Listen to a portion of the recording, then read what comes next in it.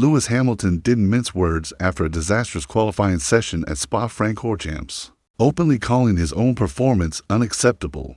While his teammate Charles Leclerc thrived under pressure, Hamilton's weekend quickly turned into a nightmare. Now, serious questions are being asked inside Ferrari. What's really going wrong? The 7-time world champion was visibly frustrated after being knocked out in Q1 for Sunday's Belgian Grand Prix. A deleted lap time due to a track limits violation sealed his fate, leaving him starting all the way down in 16th place, a shocking result for someone of his caliber. This came just 24 hours after an equally troubling sprint qualifying, where he finished only 18th following a dramatic spin caused by rear locking. Hamilton described the moment as something he'd never experienced before in his career, partially blaming it on a recently installed component on the SF-5. When asked if the car was starting to improve after the team's latest upgrades, Hamilton's answer was blunt. Not particularly, he admitted. It felt pretty much the same all weekend. We tried some changes. The car wasn't horrible, but it was harder for us out there. We even had to burn through 2 sets of soft tires just to make it through Q1.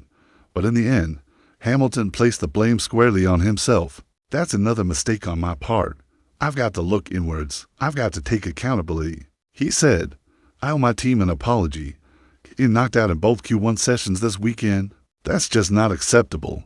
It's a really poor showing on my side.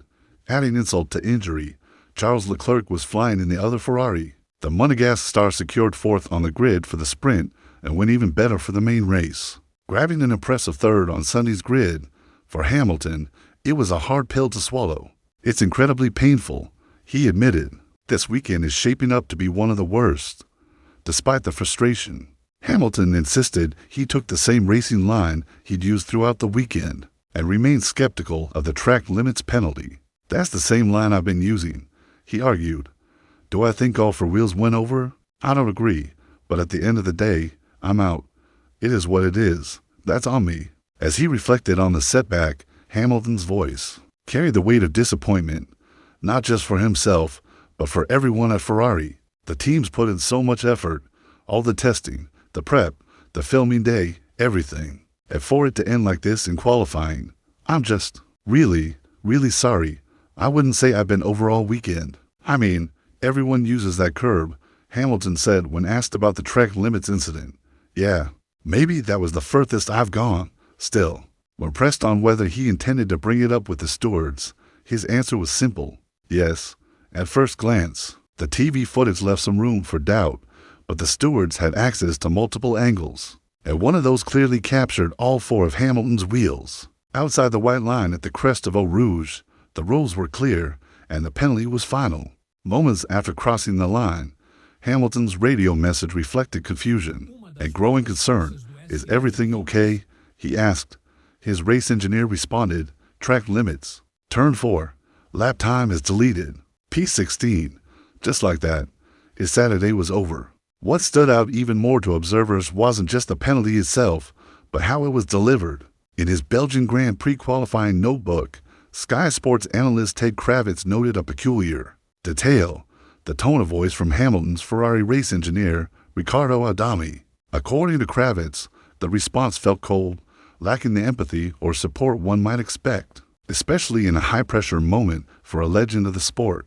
It didn't feel like the kind of communication Lewis is used to, Kravitz observed. If it had been Peter Bono, at Mercedes, I think you'd have heard something more human. Something like, tough break, Lewis. You were unlucky. Let's keep our heads up. Instead, Adami's tone was flat. Yeah, track limits. We're out. That's all. It's important to note that Hamilton and Adami are still building their relationship. Adami, who previously worked with Sebastian Vettel and Carlos Sainz, has a different style, more factual, less emotional. And while that might work for some drivers, it's a noticeable contrast to the warmth and trust Hamilton shared with Bono over more than a decade at Mercedes. As for the race ahead, Hamilton wasn't holding onto any illusions. With rain expected on Sunday, there was always a possibility of chaos, the kind that can shuffle the order, especially if a team is bold with strategy. Just look at Nico Hülkenberg's shock podium at Silverstone for Sauber earlier this year. But even that tiny window of opportunity didn't seem to lift Hamilton's spirits. Anything can happen here, he admitted, but honestly, I don't know what to expect. It's going to be really hard to fight back from where we are this weekend. It's one to forget. He acknowledged that Ferrari is doing all it can behind the scenes. Everyone at the factory is pushing. We've had some upgrades this year, and they've helped a bit. But I think that's it for now. The focus is already shifting to the 2026 car. It's been a challenging season for Ferrari, with flashes of progress often overshadowed by setbacks. And Hamilton isn't the only one managing expectations. Charles Leclerc, despite qualifying third, continued to downplay the impact of Ferrari's upgrades, particularly the highly anticipated rear suspension revision introduced at Spa. Leclerc, who narrowly beat Max Verstappen by just 0.003 seconds for third, still finished over 4/10 behind pole sitter Lando Norris, a painful reminder of the gulf between Ferrari and McLaren. Right now, we were expecting P4, Leclerc explained, so P3 is nice, but let's not get carried away. The gap to the front is still big, just not quite as big as we thought, so that's progress. He praised the team's adjustments since Friday, noting that the upgrade package required some fine-tuning. We brought new parts this weekend, and they've been working, but we had to dial in the setup, and I think we've done that. Today's lap was strong. I don't think I left much on the table. Still, Leclerc remained cautious. It's only P3, he said. Let's see what we can actually do in the race. I'm happy, yes, but we're not where we want to be yet. And so, heading into Sunday, Ferrari stands at a crossroads. One driver disappointed, trying to reset after a painful Saturday. The other quietly optimistic, though aware that Ferrari still trails behind the frontrunners. The upgrades are working, just not fast enough, and the pressure is only building. Charles Leclerc knows how the media, and even Ferrari fans, can sometimes overinflate expectations. I think, as always, especially with our team, things tend to get hyped a lot, he said, choosing his words carefully. Yes, it's an upgrade.